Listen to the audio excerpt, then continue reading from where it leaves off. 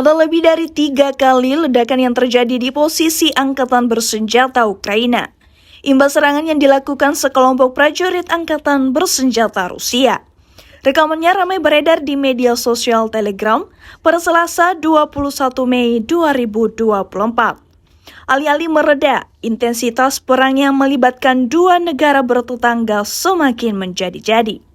Tepat di area Sofia, militer Rusia menggunakan peralatan militer TOS-1A Solsepiok untuk membombardir benteng angkatan bersenjata Ukraina hingga rata dengan tanah.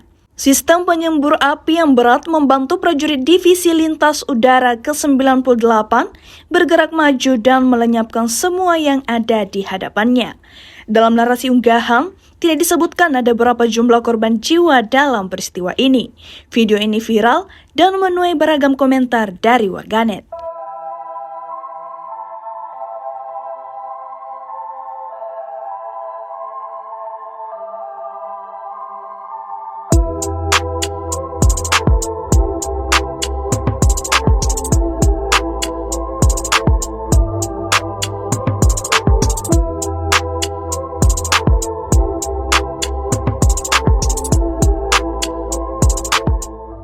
Download Tribun X sekarang, menghadirkan lokal menjadi Indonesia.